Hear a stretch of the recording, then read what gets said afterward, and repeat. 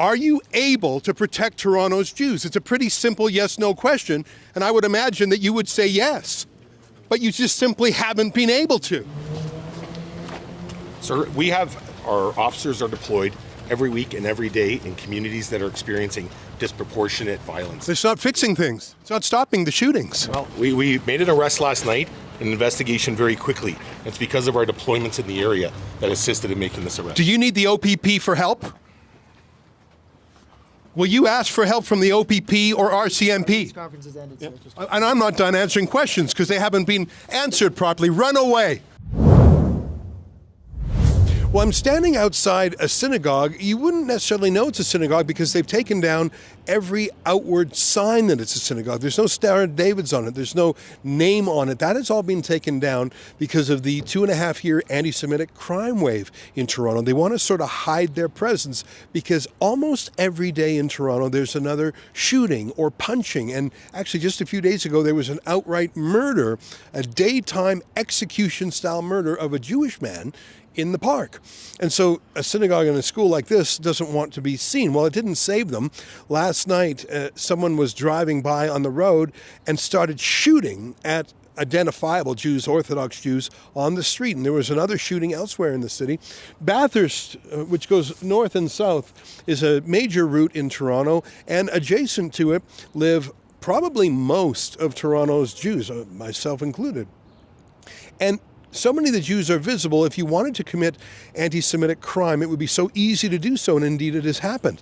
But the crime is much more than one of opportunity. These are planned terrorist-style events.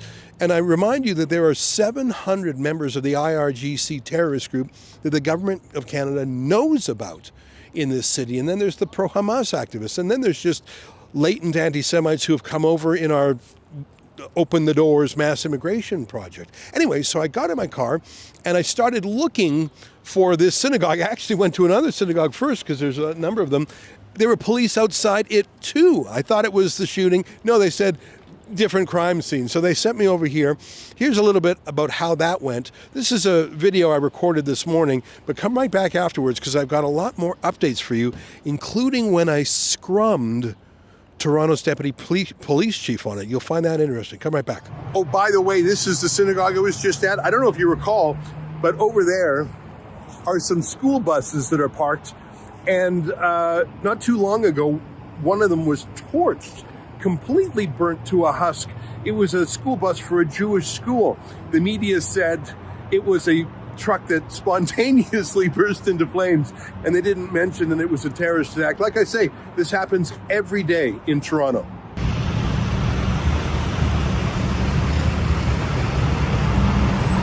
Raphael, tell me, what's your connection to this facility? Is it a synagogue or a school or a bit of both? It's a Jewish synagogue, and it's my synagogue. I pray here every day. We come here, we pray, we celebrate here, we have Shabbat over here. So that's the place where I go every day.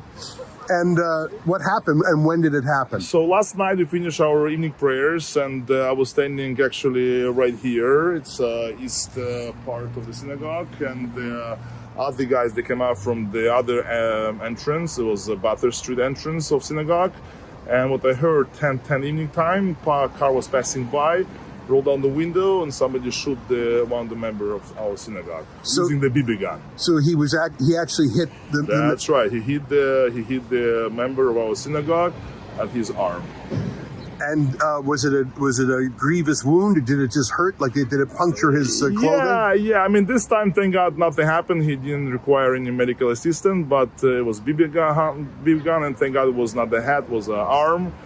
But it's yeah. That's shocking.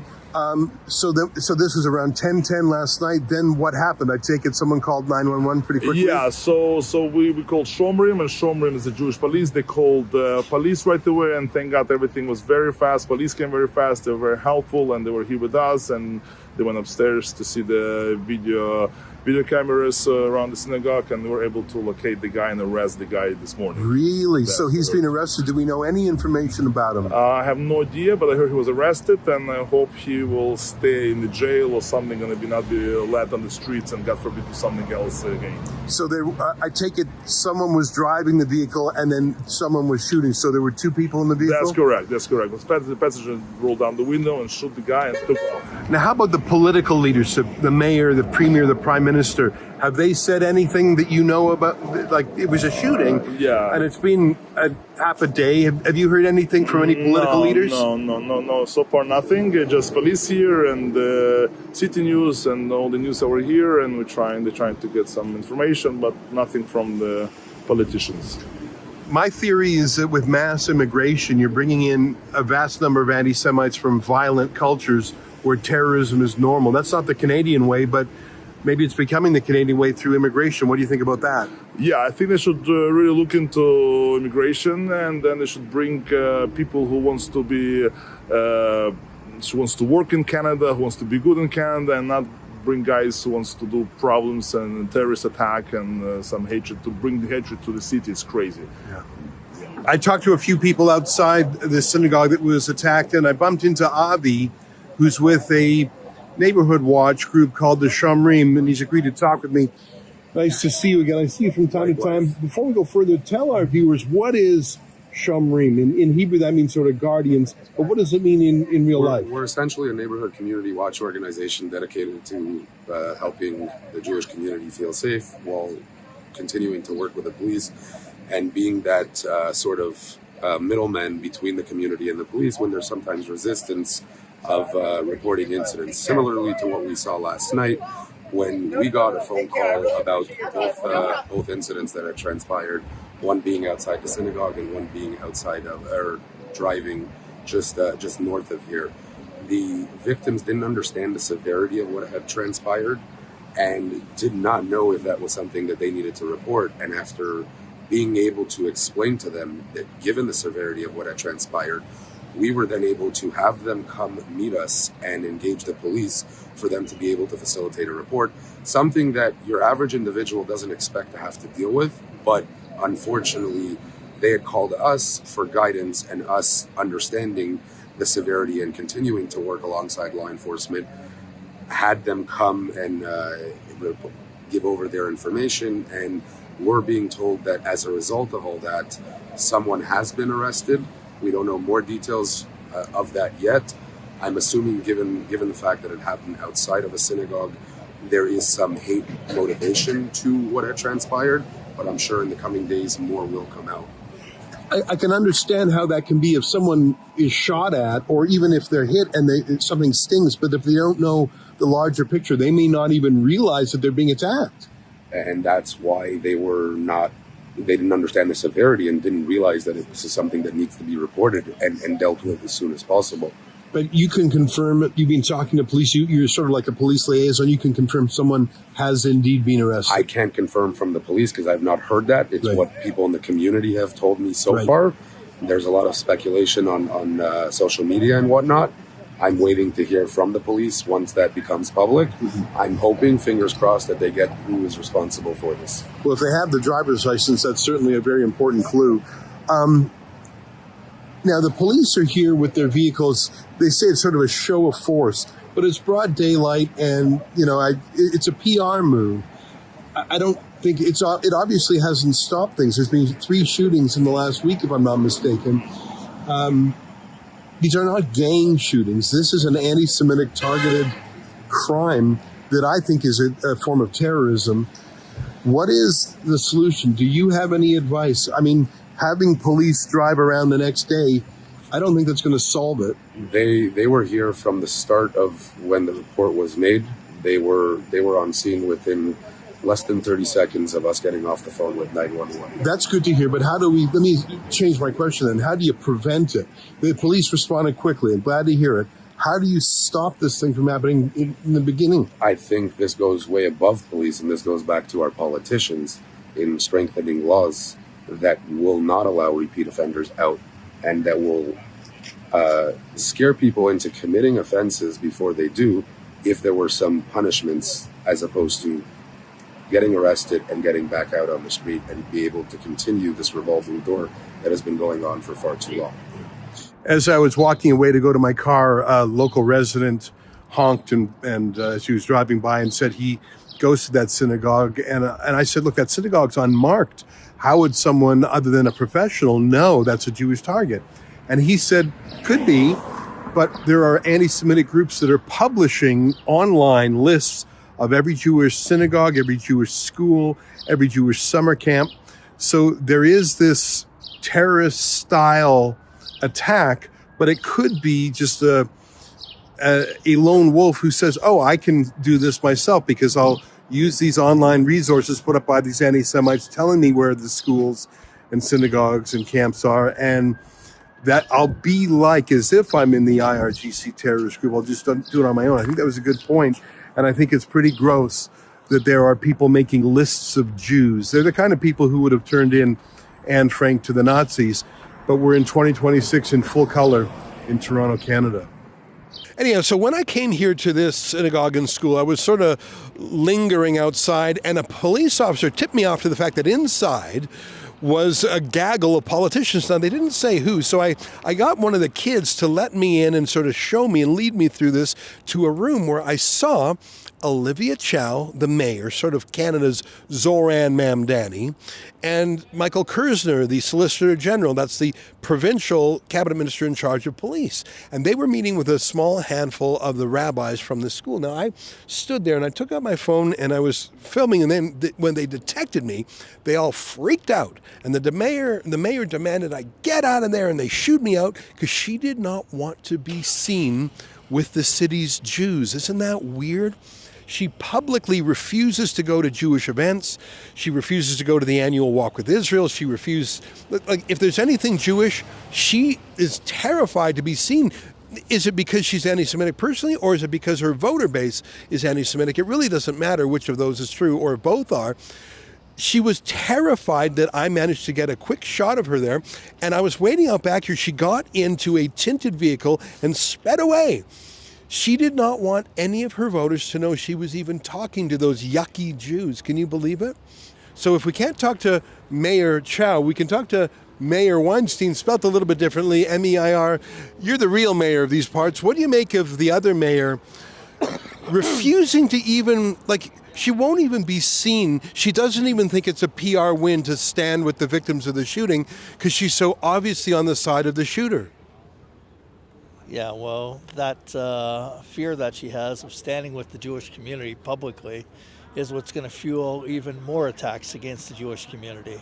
We have synagogues being shot at. This one last night was shot at, Jews standing outside. One is injured, in fact. We had a Jewish man at Winderley Park that was gunned down execution style, 5 bullets. This community is in complete shock right now, and it's only getting worse. Hamas is listed by the government of Canada as a terrorist organization, and yet these Hamas supporters in Toronto, they're very public about it. They fully support Hamas. They stand with Hamas leaders and take selfies. They promote the ideology of Hamas. But the mayor just seems to embrace them and says, yes, you could march in the Jewish community, you could threaten the Jewish community, and the result is bullets. Well, I mean, like Mark Carney, like Doug Ford, they can do the math. There's a maximum of 400,000 Jews in Canada, and they're pretty tame, but there's at least 2 million migrants to this country who are explicitly anti-Semitic. That's not vetted for. And by the way, this isn't just my opinion on the outside. Hank Idzenga, a very senior former commander at the Toronto Police, says it's infiltrated in the police. And he actually said if you call the Toronto Police to report an anti-Semitic hate crime, he says there's a real chance you're talking to someone who supports anti-Semitism on the inside. The anti-Semitism is coming from inside the police. Yeah, absolutely.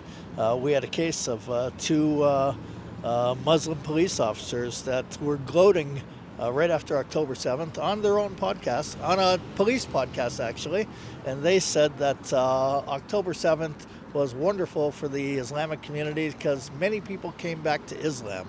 It's funny you say this because, through social media, a lot of people after October 7th started learning about Islam. They did, yeah. And they said, okay, what is it with the religion that why is it so hated? Yeah. You know what I mean? Why are they being attacked all the time? So people say, you know what, let me learn about Islam. And there have been a lot of reverts through this whole process. Anyways, by the way, Michael Kirstner, the Solicitor General, promised he would talk to me afterwards. He didn't keep that promise. Anyhow, the Deputy Chief of Police was dispatched to have an impromptu press conference, and they set up on the corner there, and I went there, and the first person to speak was the Deputy Chief, and he gave a bit of an update on things. And I had some questions for the Deputy Chief, and I thought I'd start off with the most simple question. Yes, I'm interested in this detail or that detail, but really, I've been to half a dozen of these synagogue shootings now. Good afternoon. Today we're here to provide an update on two very troubling incidents that occurred over the past week, both targeting members of Toronto's Jewish community. On April 30th, 3 individuals were walking in the area of Bathurst Street and Lawrence Avenue West when they were shot at from a vehicle with an imitation firearm. All 3 victims sustained minor injuries, and the suspect fled the area in a blue SUV. Last night at approximately 10:45 p.m., officers responded to a second similar incident. 3 people were standing outside the synagogue behind me when they were shot at from a passing vehicle, again with an imitation firearm. 1 person was struck. The suspects fled in a blue SUV. These incidents are deeply concerning, particularly because the victims were visibly identifiable members of our Jewish community. Early this morning, approximately 8 hours after the second incident occurred, search warrants were executed as a residence and a vehicle in Vaughan. An 18-year-old man has been arrested and charged with various weapons offenses. Evidence was also seized, including 2 gel blaster imitation firearms. Isn't the obvious question not a detail about this shooting or that shooting, but isn't the obvious question, are you even able to protect Toronto's Jews anymore? And I don't mean from hurt feelings crimes. I mean from gun crimes. I mean from being murdered, from being shot at on the street. And here's how that went down. I have a question for the Deputy Chief. I've been about a half a dozen of these press conferences. The other day, a Jewish man was murdered execution style not far from here. Almost every day, there's a shooting of a Jew. A former senior officer in your police force says that anti-Semitism is now rooted within the police. At what point will you admit that you're either unable or unwilling to protect Toronto's Jews? So I would ask everybody that's here today to focus on the investigation at hand. We're not going to be discussing... Why can't you stop these things? We could please just discuss what we're talking about. I don't take direction from you on what I can talk about. I want to know if you can protect Toronto's Jews. Why can you not protect Toronto's Jews? Like, you're literally not going to answer that question. That's the basic question we're all here to answer. You don't have an answer? The shooter the other day, the 17-year-old shooter, why was he not charged with a hate crime as well? Why was the 17-year-old not charged with a hate crime? Officer, Deputy Chief, why was the 17-year-old not charged with a hate crime? Like you said, the hate crime was involved with that one. Why would you not charge him with a hate crime? Our news conference. Well, I'm not concluded my question, so why won't you answer whether or not you're even able to protect Toronto's Jews? Like that's the most basic, serve and protect. Have you given up on protecting Toronto's Jews, sir? Sir, we're here to reassure this community. Why are you speaking for the chief? Are you the chief's boss? Or the deputy chief just doesn't know what to say? Yes, sir. Are you able to protect Toronto's Jews? It's a pretty simple yes-no question, and I would imagine that you would say yes. But you just simply haven't been able to. Sir, our officers are deployed every week and every day in communities that are experiencing disproportionate violence. It's not fixing things. It's not stopping the shootings. Well, we made an arrest last night, an investigation very quickly. It's because of our deployments in the area that assisted in making this arrest. Do you need the OPP for help? Will you ask for help from the OPP or RCMP? This conference is ended, sir. And I'm not done answering questions because they haven't been answered properly. Run away. Run away. Bravely run away. The coward. Imagine refusing to answer the most basic question of whether or not you're able or willing to protect Toronto's Jews. Just say yes. Just say you can. I mean, we know it's not true, but just say it. He wouldn't even say it. Just incredible. He ran away. Look, if you ask the question, are you unwilling or unable to protect Toronto's Jews?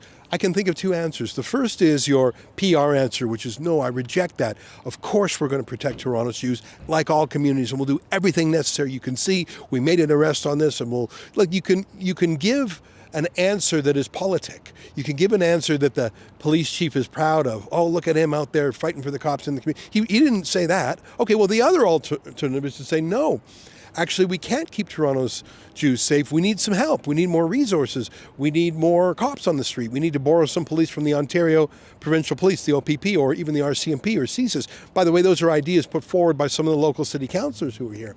So you could say, yes, we can protect Jews, or you could say, no, we actually are having a lot of trouble protecting Jews. Instead, he bravely ran away. He ran away. If you're terrified of me, I think you're going to be terrified of anti-Semitic felons with guns, don't you think? Anyways, I came back, and Michael Kurzner had made his escape, so he didn't have to answer questions like the deputy police chief. But then there was a bit of a press conference, and there were 3 city councillors, and I've seen them before. I saw them at the last synagogue shooting. In fact, when I greeted Mike Cole, I said, I saw you at the last synagogue shooting. It's almost like saying, hey, I saw you at the last wedding, or I saw you at the last funeral. No, imagine the only time you see someone is at synagogue shootings. That's a sign of distress, isn't it? This seems to be happening on a frequent basis. What can we do to stop it? Well, from day one, I've said, I can't direct the police, okay? I'm not supposed to. But I've said that this is not a Toronto issue by itself.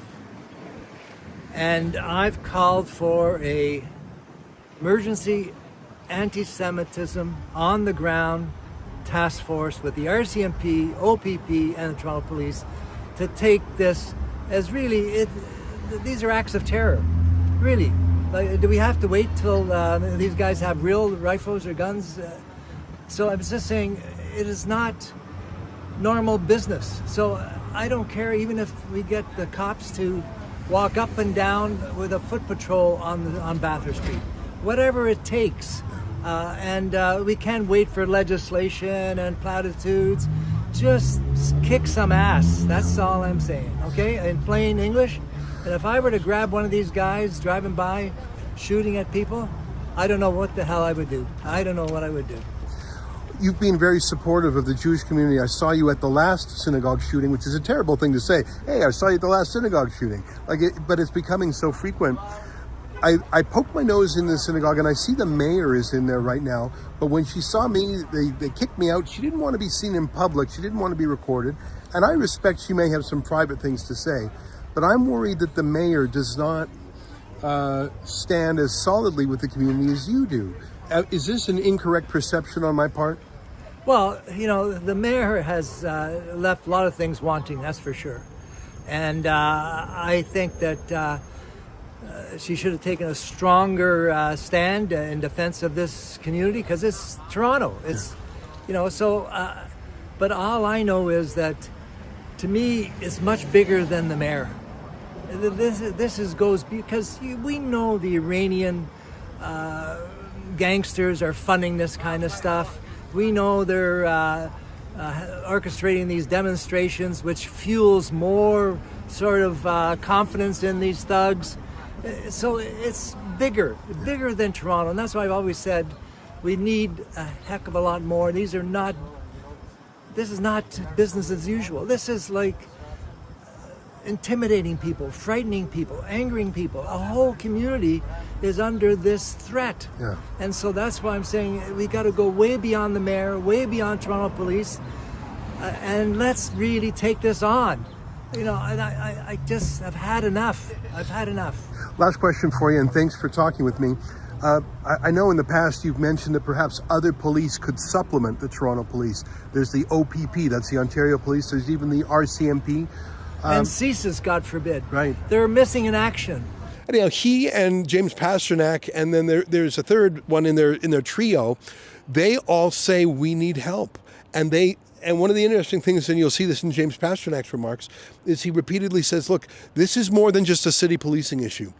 These are foreign-funded, terrorist-backed agents, provocateurs, and criminals. We need a national-level response. I think that makes a lot of sense. If you were fighting with an Iran-funded professional violence committer, you need more than your local beat cop. And how about say that? And that's what I would have put to Michael Kersner had he not bravely ran away from me before he had promised me he would do an interview. Why are you not supplying the Toronto Jewish community and the broader city with more policing help? Well, it's sort of obvious. It's a milder version of what's wrong with Olivia Chow. Look, they can count. There are more anti-Semites in Canada now than Jews, by far. And they don't want to do anything to upset the sensibilities of the anti-Semitic community. Look, Councillor, do you believe that the Toronto police are able to protect the Jews of the city? I think we're under-resourced. I think it's a very thin force. I've always argued that it needs at least another 1,000 officers, 5,500 officers for a force for a city of 3 million. It's totally inadequate. Chicago has 3 million people and they have 11,000 officers. Councillor, what do you think? I think, as I said, the police do a great job on local issues. This is internationally funded, inspired, motivated. So we need the RCMP to do their job. We need the OPP to do their job. It's more than a local Toronto police issue. Chairness Lynn is our other councillor who's had a synagogue shot at, fired at, like I have. I've had one synagogue shot at and one synagogue that's been vandalized 10 times over the last 2.5 years. So this is happening not just at Bathurst and Lawrence, not just at Bathurst and Shepherd. It's happening across our city, and everybody needs to be concerned. And while I'm very happy to see the uptick in arrests that we have seen from the Toronto Police Force, I think they are doing absolutely everything they can. And I'm happy to see more charges being laid, and we have seen an uptick in charges being laid. I would also echo, quite frankly, the call that Michael Kersner, the Solicitor General, made earlier. I'm not in the provincial government, but I have been saying this repeatedly. We need every Torontonian to care about what is happening to the Jewish community in Toronto. That is the basic premise of a democracy, of a civic society, that everybody is able to be who they are in the city of Toronto, practice their faith, go to their community, go to church, go to mosque without being accosted, without being harassed, without being shot at. So But that really only happens to the Jews. well, you know what? If Anyone else being shot? Jews, everybody needs to care. And you heard that call from the Solicitor General earlier, that we need everybody to come and encircle the Jewish community and say, what happened here is not right. We do not want this in Toronto. And we get the Toronto we create. It's time for Torontonians of all stripes to stand up and speak out about what is happening. And I have to say, I am very happy that the mayor was here earlier today. We need to see her out every time something happens. We need to see her speaking out for the Jewish community, because the Jewish community, when it is under attack, basic freedoms are under attack for all of us. Thank you. But the mayor came in the back door. Stephanie Smythe from St. Paul's, just to the south, with a large Jewish community. Thank you so much, Councillor Cole. This is something of deep concern to all of us, not just the Jewish community. We have a large Jewish community in Toronto, St. Paul's. That is living in fear day after day. This is another example why I'm glad Toronto Police were able to make a quick arrest in this situation. However, we have a Solicitor General who can work harder to ensure arrests are made and charges stick, and that real progress is made in fighting anti-Semitism in Toronto, in the province of Ontario. Look, just a day or two ago, Mark Carney, the Prime Minister, got on the phone with the terrorist leader of the PLO, Mahmoud Abbas, and pledged again to support Palestinian sovereignty with no preconditions. It's just absolutely shocking. I mean, listen, he said he'd arrest Benjamin Netanyahu on site for war crimes. Canada is no longer in the column of the good guys. We're not with the allies. We're not with the democracies or the peacemakers. Under Mark Carney, Canada is with China and Hamas. And I'm in the center of it here in Toronto. Wouldn't have thought those words would be said, but this is the most anti-Semitic, violent city towards Jews in North America. Prove me wrong. That's my report for the day. Until next time, on behalf of all of us at Rebel News, to you at home, good night, stay safe, and keep fighting for freedom.